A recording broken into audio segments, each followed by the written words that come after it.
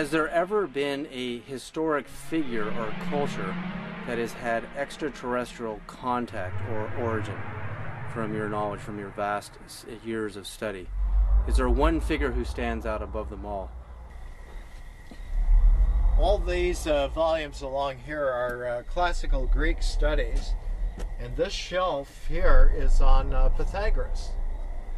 And there's about 50, 60 volumes on Pythagoras here. This is a biography of Pythagoras by Peter Gorman, published in England in 1979. And he records in here that the Pythagoreans in general believed that all the planets in the solar system were inhabited, the dwellers on the earth being the most backward and pernicious of the lot. The farther one went from the earth, the more perfect the beings of the other planets and stars became. And Pythagoras and Plotinus went so far as to say that the beings who dwell in the distant Milky Way are almost disembodied intelligences and possess a very tenuous physical body. And that, as we have seen in the biography, the classic biography by a disciple of Plotinus, Jamblichus, was that Pythagoras might have been one of the superior beings who inhabited the moon or beyond. And the more intelligent beings inhabit the regions beyond the earth, and if someone can purify his psychic vehicle, consisting of an intelligible substance akin to light, but on earth is commingled with other elements, if he can purify that back into a superlight, he can journey to the stars and beyond to join these intelligences. This is the fundamental reason for all the purifications of the Pythagorean way of life and philosophy, to return to the ether where one can attain a cosmic divinity. Thus, the whole universe for Pythagoras was inhabited by beings, some more or less material with bodies of fire or air, some immaterial, who were superior to men and who sometimes guided them. Astraeus was one of these beings. Evidently, Astraeus was, as close as we can discern, a child from another species from elsewhere. And what did he teach Pythagoras about how they travel from? They were able, I think, in growing up, just to convey to Pythagoras that there were cosmic dimensions to being, and not just social, and not just geographically limited. And this made Pythagoras the wisest man of his time in the Mediterranean region. He was a contemporary of the Buddha in India and of Lao Tzu in China. And Roger noticed that in the Phoenix Lights case, that these giant triangular, the key operating word here meaning triangular UFO, it stops right in front of the Estrella mountain range. And Estrella in Spanish and Latin means star. So Star Mountain was the name that the ancient, early American Spanish settlers gave to the mountain in Phoenix, the Star Mountain. So why does the triangular UFO stop there when, there's a connection to the heavens or the stars with this mountain? Were they symbolically trying to say something? And even further, Roger Weir notices that Astraeus in Greek is actually the star child, the stepbrother of Pythagoras, and he tells us the story. So is there a connection to Pythagoras with these giant triangular UFOs? Well, once again, we think of these are a 5,000 foot wide triangular UFO. It's not a formation. We know from the eyewitnesses that said that the whole triangle blacked out the stars, so it's not a formation. The question is, are these extraterrestrials trying to tell us something? Is there a connection? Because what is Pythagoras famous for more than anything else?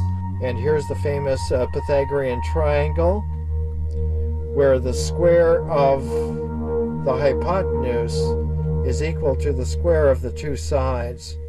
one of the great discoveries of mathematical proportions.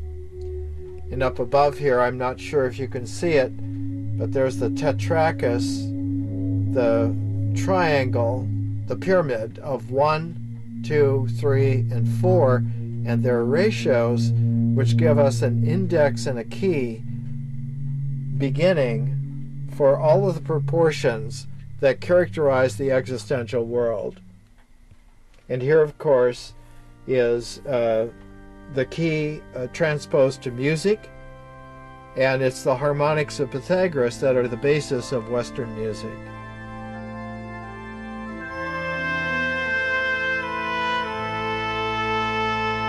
Between the 6th and 5th century BC, Greek mathematician Pythagoras began speaking of his musica mundana, that is to say, the music of the universe. It was a concept that later became known as music of the spheres. In this concept, he speculated that the 6 known planets produced a kind of music, a heavenly music, as they went through their orbits, and that this heavenly music was in direct relation to the intervallic relations in music. Pythagoras is also well known for having established the ratios which make up our intervallic system of music. That is to say, a 2-to-1 ratio is what we call an octave. A 3-to-2 relation is what we call a perfect fifth. A 4-to-3 relationship is a perfect fourth. A 5-to-4 relationship is a major third, and so on. These relationships, Pythagoras theorized, were in direct relation to the planets which we knew of at the time. Astræus, his adopted brother, was not the only being from another world whom Pythagoras encountered.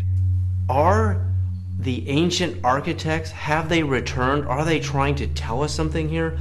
Is it so subtle that this went over everybody's heads? Nobody knew about it until now? I think the connection is amazing. I don't think we're pulling too far here to go this far to say that, because if you really think about it, where did Pythagoras learn the triangular theorem? Who were his teachers?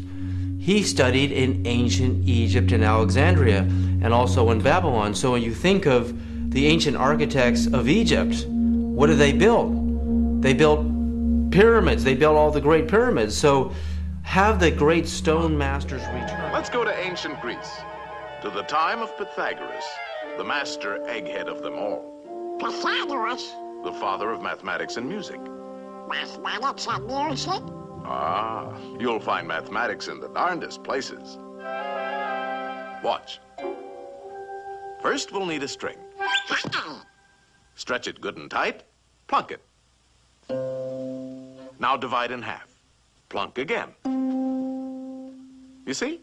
It's the same tone, 1 octave higher. Now divide the next section. And the next. Pythagoras discovered the octave had a ratio of 2-to-1. With simple fractions, he got this.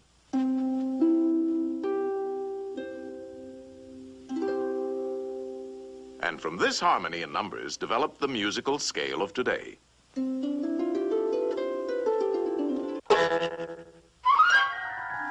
By golly, you do find mathematics in the darndest places. You can imagine how excited Pythagoras was when he shared his findings with his pals, a fraternity of eggheads, known as the Pythagoreans. They used to meet in secret to discuss their mathematical discoveries. Only members were allowed to attend. They had a secret emblem, the pentagram. Let's see what the topic is for today. Well, I'll be a frustrated kid. It was our old friend Pythagoras who discovered that the pentagram was full of mathemagic. The 2 shorter lines combined exactly equal the third. And this line shows the magic proportions of the famous golden section. The second and third lines exactly equal the fourth. Once again, we have the golden section. But this is only the beginning. Hidden within the pentagram is a secret for creating a golden rectangle, which the Greeks admired for its beautiful proportions and magic qualities. The star contains the golden rectangle many times over.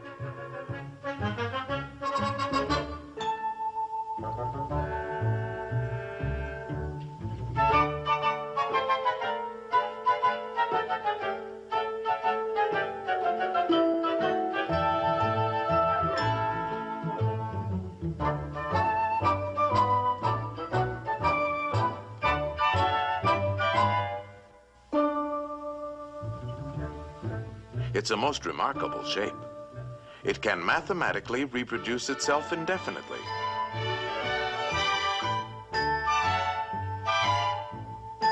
All these rectangles have exactly the same proportions.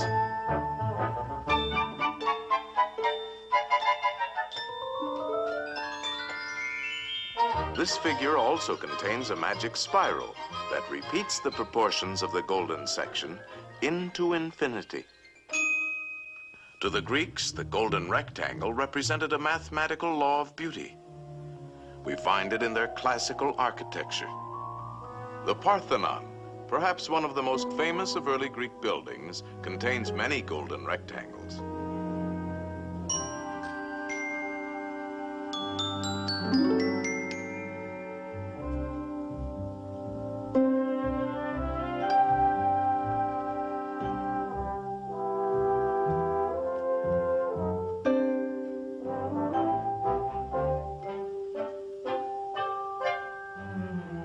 These same golden proportions are also found in their sculpture.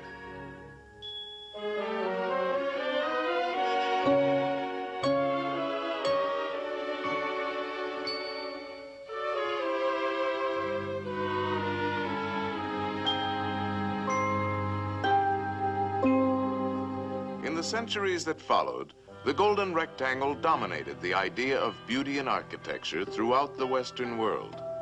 The Cathedral of Notre Dame is an outstanding example. The Renaissance painters knew this secret well.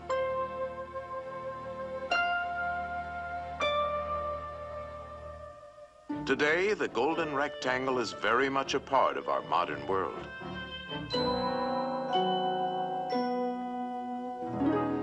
Modern painters have rediscovered the magic of these proportions. Indeed, this ideal proportion is to be found in life itself. Boy, oh boy, oh boy. This is mathematics. I like mathematical figures like that. Donald. Get me to it. No, no, Ideal proportion. not quite. No, I'm afraid not. Well, we can't all be mathematically perfect. Oh, yeah? Yeah, I knew I could do it. Now that you're all pent up in a pentagon, let's see how nature uses this same mathematical form, the petunia, the star jasmine,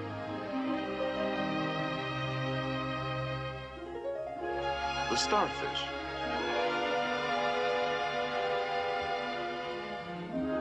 the wax flower,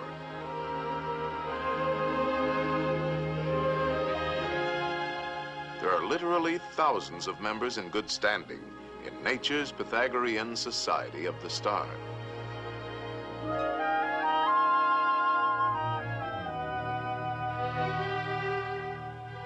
All nature's works have a mathematical logic, and her patterns are limitless.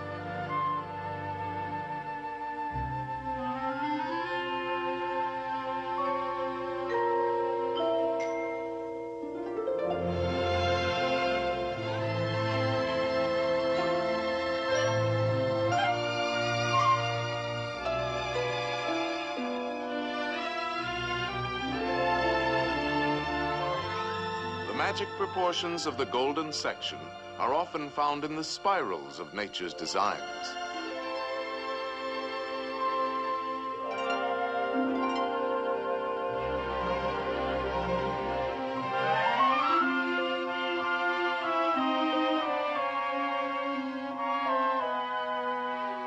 profusion of mathematical forms brings to mind the words of Pythagoras.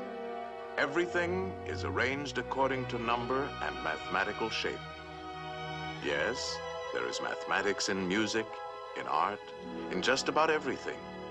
And as the Greeks had guessed, the rules are always the same.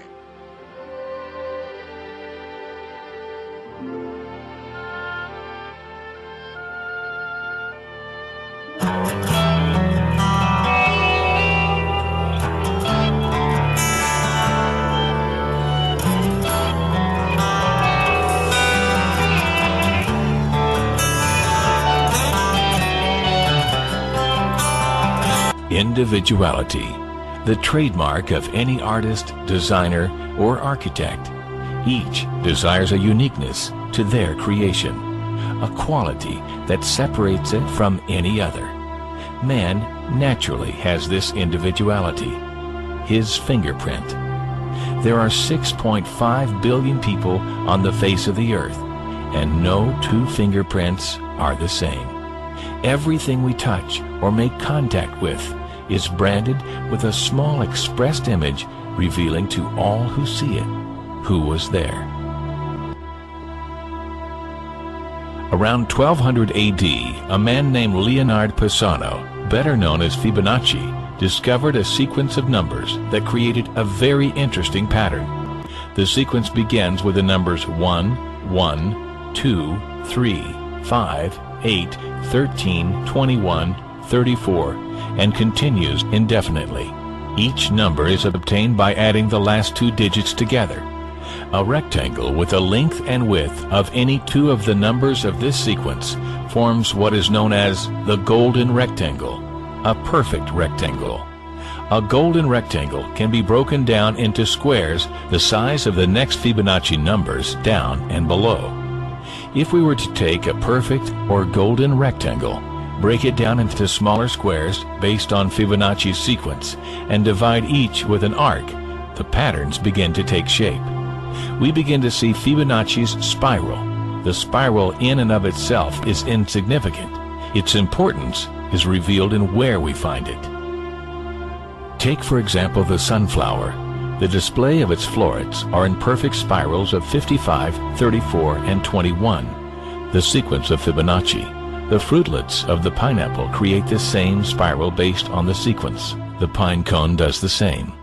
As currents move through the ocean and the tide rolls onto the shore, the waves that bring in the tide curve into a spiral that can be mathematically diagrammed onto a plot at the points 1, 1, 2, 3, 5, 8, 13, 21, 34, and 55.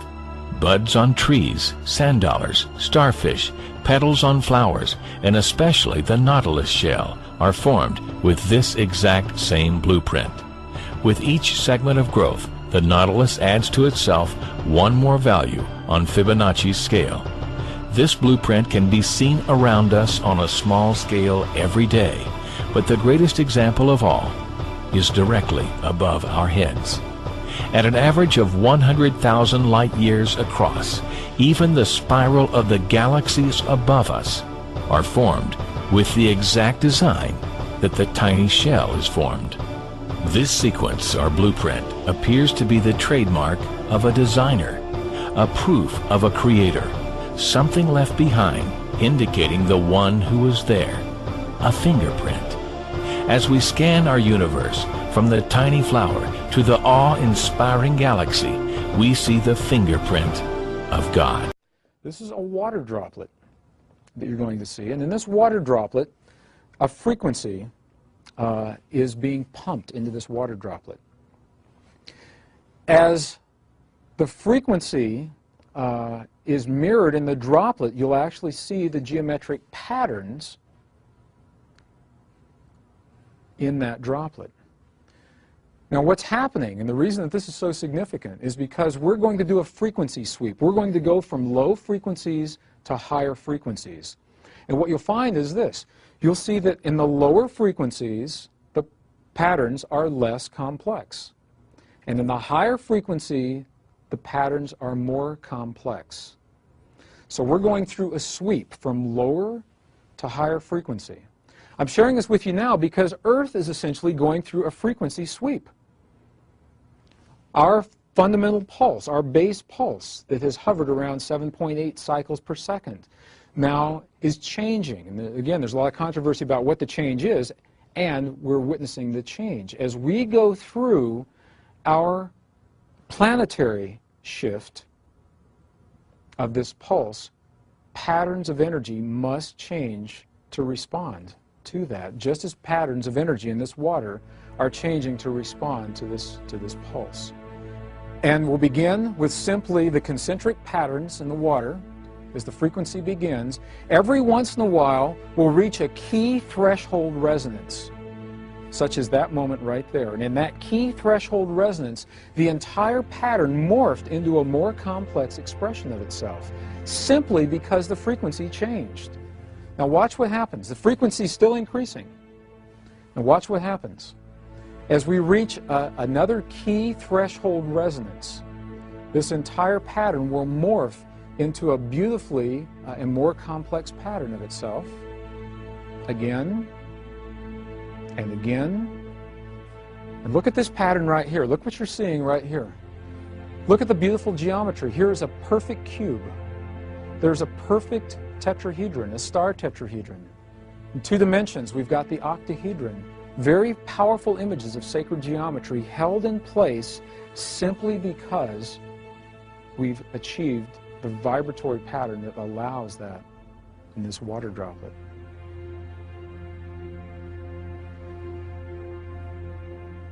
And as the vibration increases, these patterns will become more and more complex. You can see the pulse from where you are. Can you see the pulse actually in the water?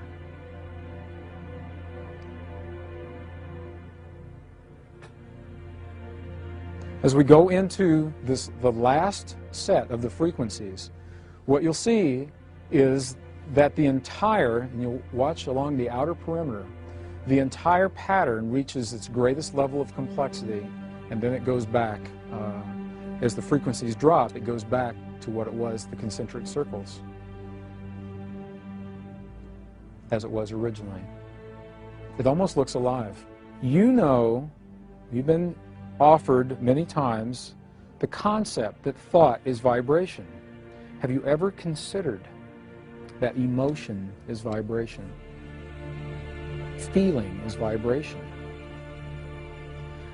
We are always feeling something. We are always emoting something. We may not always be aware of what that is. We carry those patterns with us. As we hold a feeling and an emotion, what we're doing is we are holding a vibratory pattern in the liquid crystal of our bodies.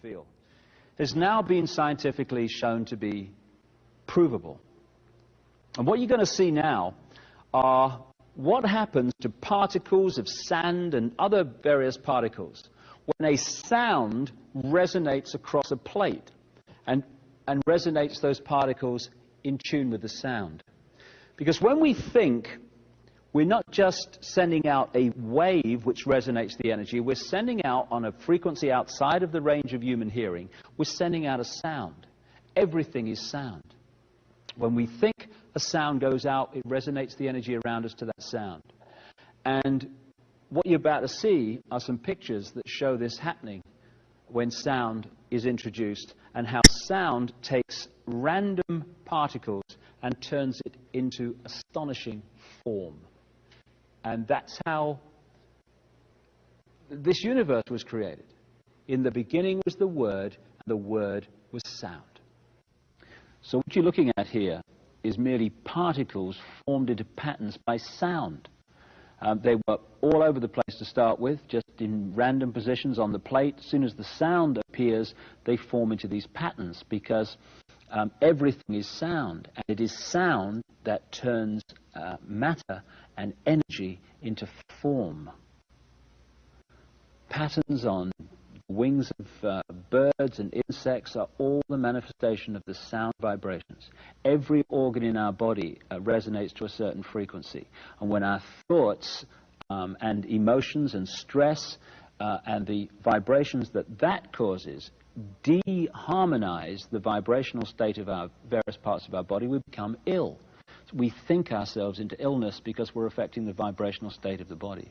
And so every time you think and feel, you're resonating a frequency which is making the energy around you resonate to the same frequency. What you give out is what you create.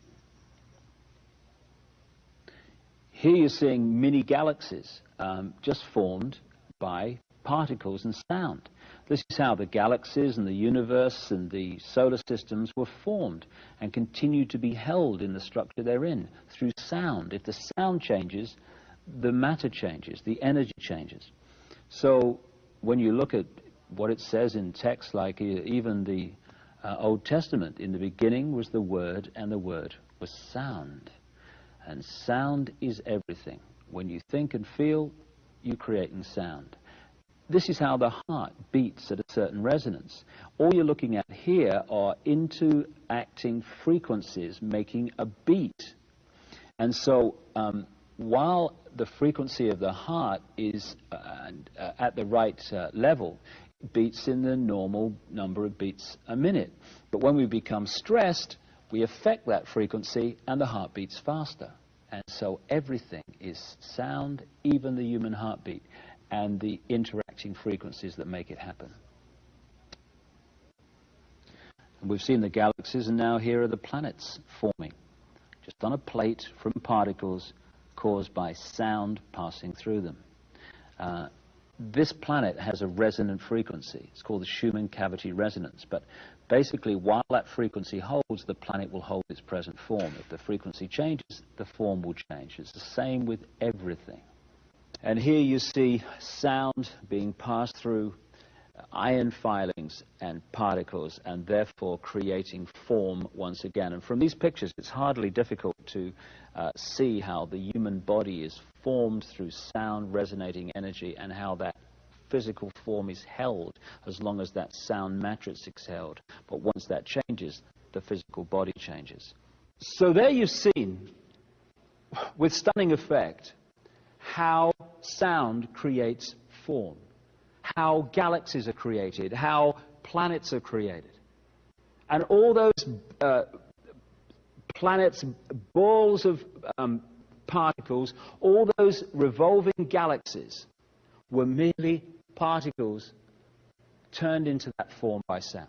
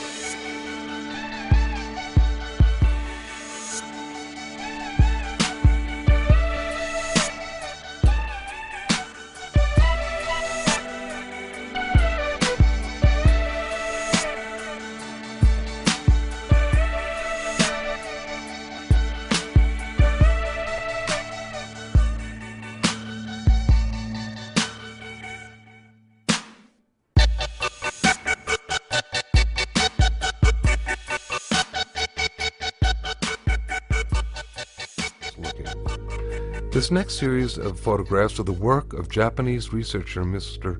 Masaru Emoto from his book, The Message from Water. Mr. Emoto's work provides factual evidence that human vibrational energy, thoughts, words, ideas, and music affect the molecular structure of water. Please remember that water comprises over 70% of a mature human body and covers the same amount on our planet. Water is the very source of all life. This photo shows the beautifully formed geometric design of the Yushi Spring water. This next photo is from the Shimanto River, the last clean spring in Japan. Notice the extraordinary geometric forms. The fact that the molecular structure of water can be affected by our consciousness, our intent, and our sounds is extremely important. This photo is from the Mount Cook Glacier in New Zealand. Mr. Emoto has been visually documenting these molecular changes in water by means of his photographic techniques. He freezes droplets of water, then examines them under a dark field microscope that has photographic capabilities.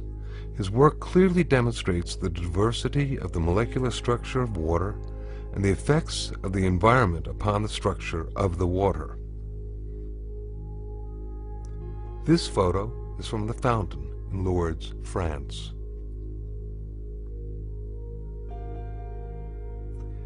This photo is from contaminated water from the Yodo River in Japan. In this photo we can compare the contaminated water with clean stream water. Look at the difference. Mr. Emoto decided to see what effects music would have upon the structure of water.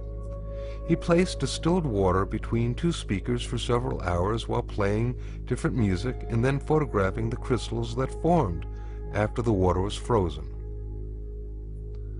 This photo is of water being exposed to Beethoven's Pastorale. This photo is the effect of Bach's Air for the G-string on the water.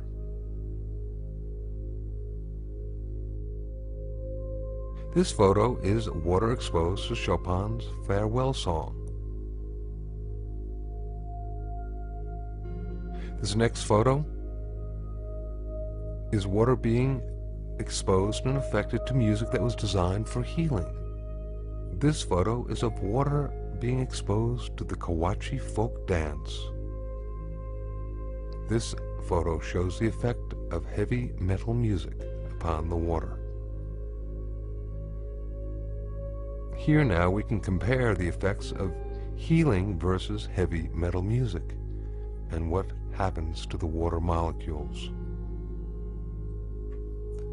Mr. Emoto decided to see how thoughts and words affected the formation of untreated distilled water crystals by typing words onto paper and then taping this paper onto glass bottles overnight.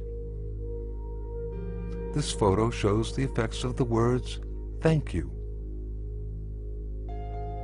This next photo shows the effects of the words, "love" and "appreciation." This photo shows the effects of the words, "You make me sick, I will kill you." And here we can compare the effects of "thank you" with the "you make me sick, I will kill you." Very, very different geometric forms being incurred through the intention. Now this photo is of a very polluted and toxic water from the Fujiwara Dam. Here now is the same water from the Fujiwara Dam after a Buddhist monk had offered a prayer over it. Prayer, that sound coupled with intention, seems to have an extraordinary ability of restoring water to its natural, harmonious, geometric symmetry. And in this photo we can compare the toxic water and then the effects of praying over the water. It's really quite impressive. These photographs that we have just seen show proof that not only does sound have the ability of affecting and changing physical structure, but that with regard to the molecular structure of water, that our intent with our sound is extremely important. This may have great implications for the future of both personal and planetary harmony and healing. To what extent is water capable of picking up information? What does it perceive? And how does it remember it over time? The Aerospace Institute in Stuttgart has discovered a relatively simple way of making the structure of a drop of water visible. The researchers have had their efforts rewarded by insights into a very beautiful world. Each drop has a face of its own, unmistakable and unique. Why are the individual drops so different from one another? We got a lot of people to come to a lecture hall here at the Institute, gave them all the same water, had them make drops at exactly the same time, collected all the drops, and then discovered that each individual produced different images from the same water. And here you can see the results. Here on the right you can see that the images of the individual students are different, but those made by a given student are all quite similar. This is the work of the first experimenter, this one here from the second, this from the third, and this from the fourth. Individually they can quite easily be reproduced, but you would never have thought that they were all from the same water, because when you compare the images from the different people, you see some big differences.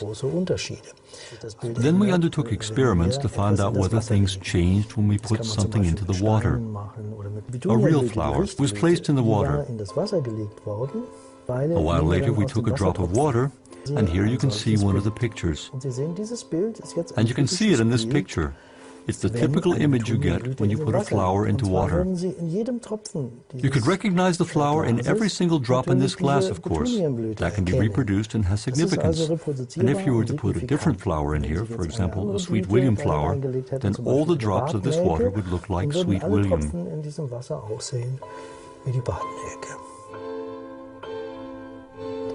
The statement that water has a memory practically changes our whole way of looking at the world, of course. Let's travel down the Rhine in the figurative sense. The water is flowing down the Rhine, picking up information everywhere it goes. So the water has more information at the mouth of the Rhine than it had at the source. And the Dutch, living at the mouth, when they drink that water, they're also drinking all that information. Thus, the world's oceans would no longer be something that separates us, but instead a giant storehouse of information, and the rain would perhaps be a data medium carrying information to the world. Now, Mr. Emoto speaks of the thought or intent being the driving force in all of this. The science of how that actually affects the molecules is unknown, except to the water molecules, of course. And it's really fascinating when you keep in mind that 90% of our bodies are water.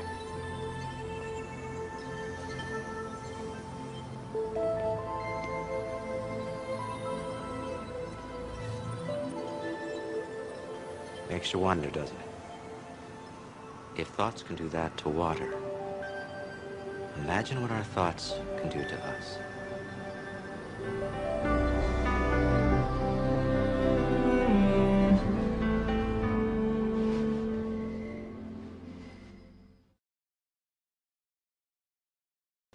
This is what it is, okay? I said, empty your mind. Be formless, shapeless, like water. Now, you put water into a cup, it becomes the cup. You put water into a bottle, it becomes the bottle. You put it in a teapot, it becomes the teapot. Now, water can flow, or it can crash. Be water, my friend.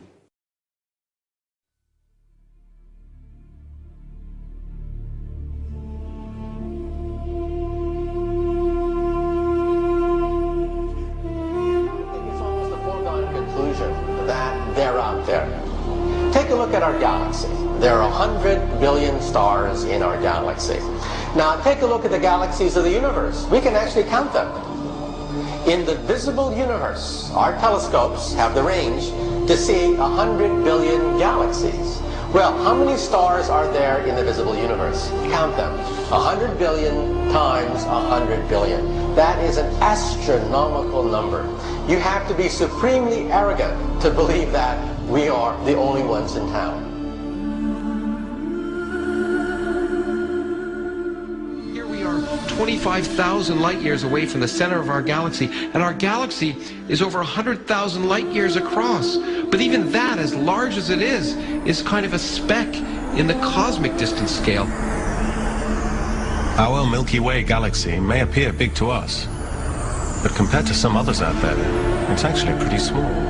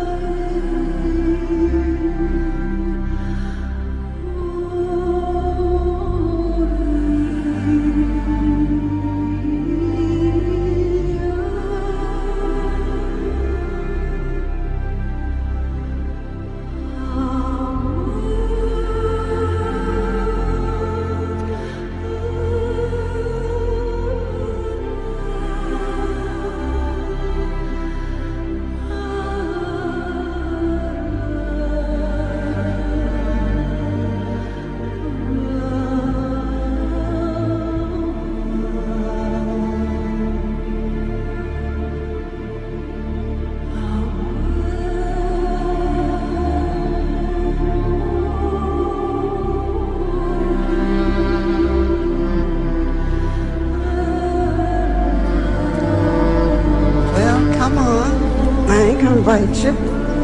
Come around here and let me have a look at you. My goodness, look at you. You turned out all right, didn't you? How do you feel?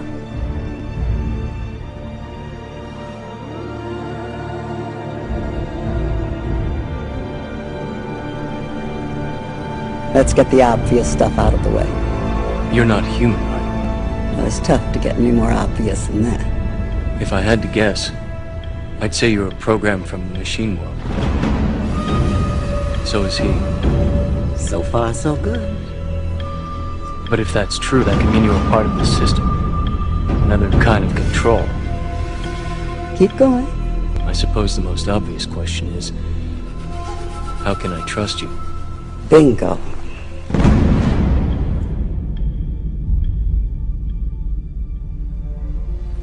It is a pickle, no doubt about it.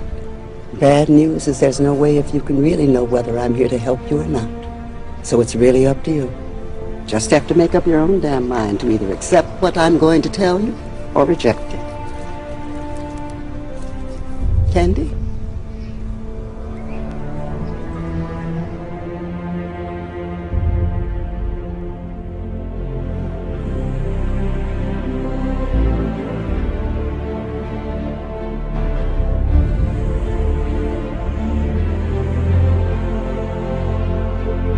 Family of light.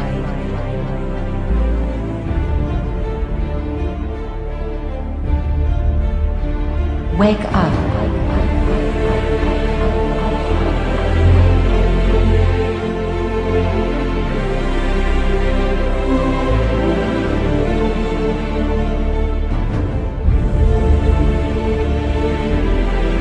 We have before us the opportunity to forge for ourselves and for future generations a new world order.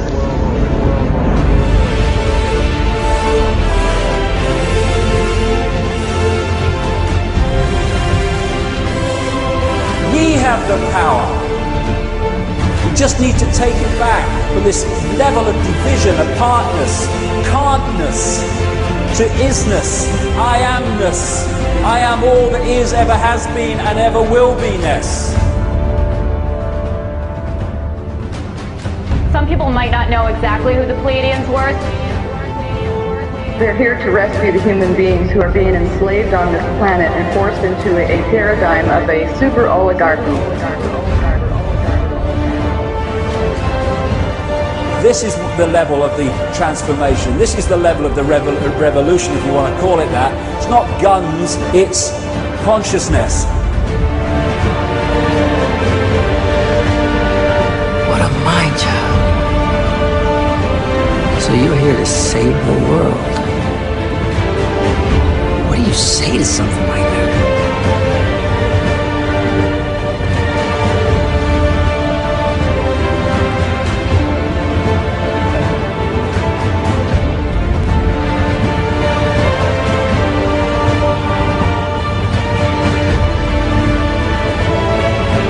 In order to walk among us, they disguised their appearance by cloning human flesh and their own reptilian skin. I thought everyone here was up to speed. But the visitors didn't just get here. They've been here for years.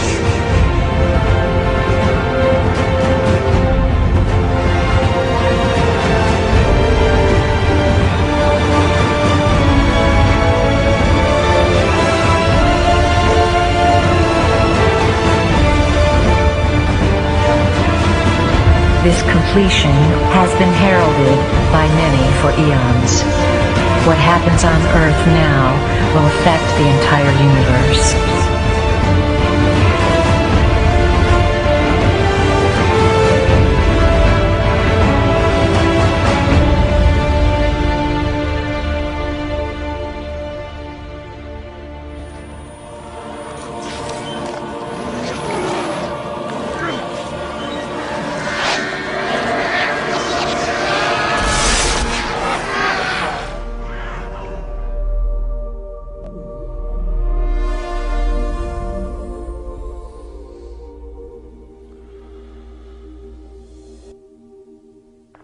Throughout time, there have been intersecting moments when the cycles of the great cosmic clocks line up in such a way that we're not only given a glimpse of all that is possible, but we actually have the opportunity to step beyond all that we have known as truth and participate in a grander truth within a higher level of consciousness. Consciousness, consciousness, consciousness, consciousness, consciousness, consciousness.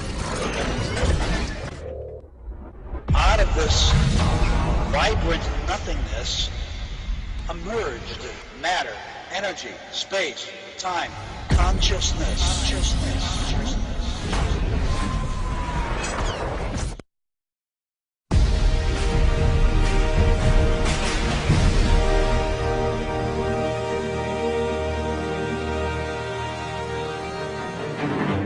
was created by greed. It was created by greed. And fear. And fear. We have to go beyond that. We have to go beyond that. And the people are starting to realize that they're all connected. I was no longer a fragment of the universe. I was the universe. As 6.2+ billion people of the Earth witness unprecedented changes in their world. More and more obvious to people that there's a shift going on, a planetary shift. We are the generation of hope. We are the generation of hope. Another me, another dream. You cannot escape the responsibility of tomorrow by evading it today. We'll keep track of that, please. That's great. Land from. Okay, Charlie, here we go. Here we go.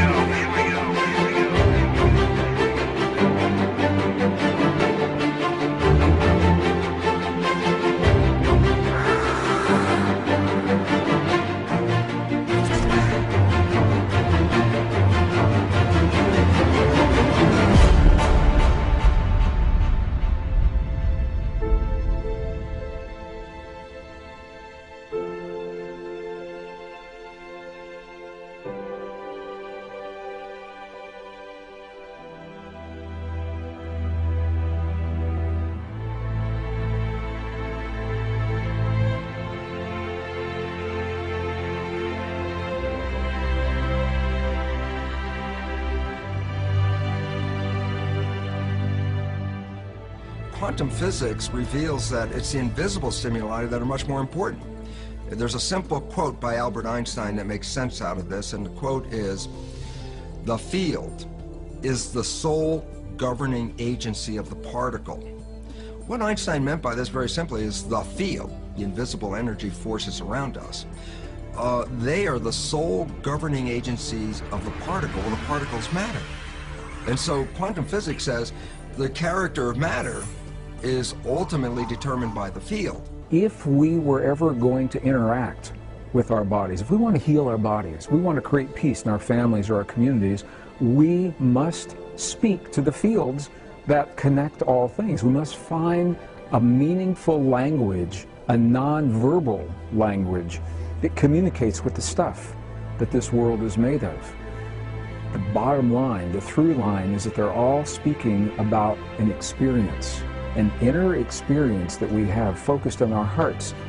What the science now is showing is that those experiences extend beyond our bodies into the world around us, because the field of our heart is part of the world around us and connected with that field.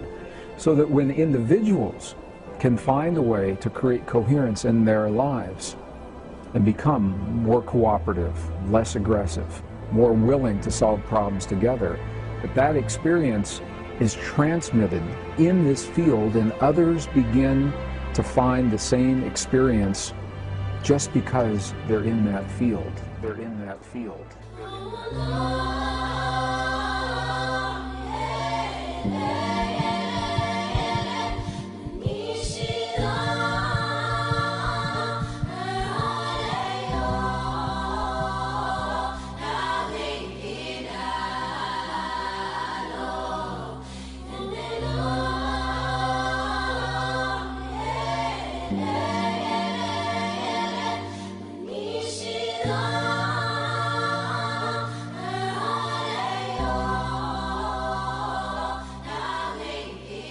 This chart shows a dotted line going up and down, which is the rise and fall on a daily basis of the number of people who were meditating as a group in Jerusalem. It's all on a volunteer basis. And the solid line represents progress towards peace in the war in neighboring Lebanon. And even before the benefit of statistical analysis, you can almost see from the raw data that progress towards peace, measured by reduced war deaths, reduced war injury, progress towards negotiated settlement among the rival factions. The progress towards peace goes up and down almost in lockstep with the number of people who were meditating as a group, radiating this influence of inner peace to become outer peace. When this was subject to mathematical analysis, the likelihood that this is simply due to some fluke, due to chance, is less than 1 part in 10,000, which for a social scientific experiment is extraordinary. To be able to say something with this certainty, that group meditation prevented war, that is a really remarkable finding. The likelihood that this reduction of war was again simply due to chance and not due to the meditating groups was less than 1 part in 10 million. There is far more evidence that group meditation can turn off war like a light switch than there is evidence that aspirin reduces headache pain. Aspirin reduces headache pain.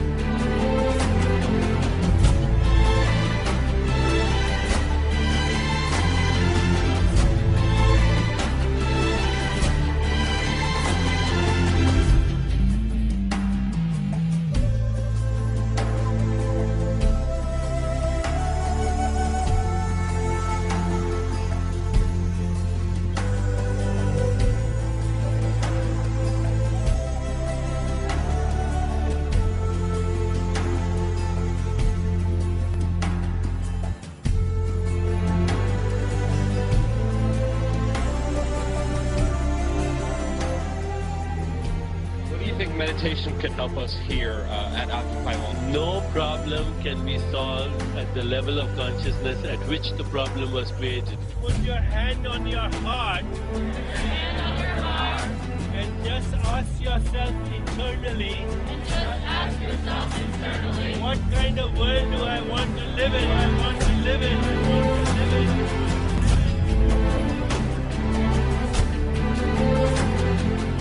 And now ask yourself. How can I make that happen? How can I make that happen?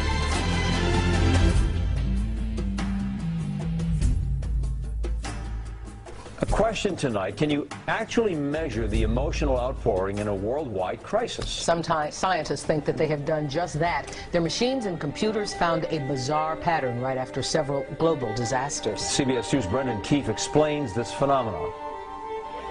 September 11th deeply affected people far beyond New York and Washington. The attack sent shockwaves around the world, a global reaction that triggered a spike in a network of scientific instruments, just like a seismograph during an earthquake.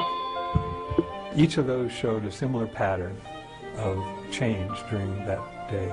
Retired Princeton scientist Dr. Roger Nelson believes the emotional focus of millions of people on a single event like 9/11 may form a global consciousness. When we have a feeling in our hearts, we're creating electrical and magnetic waves inside of our bodies that extend beyond our bodies into the world around us.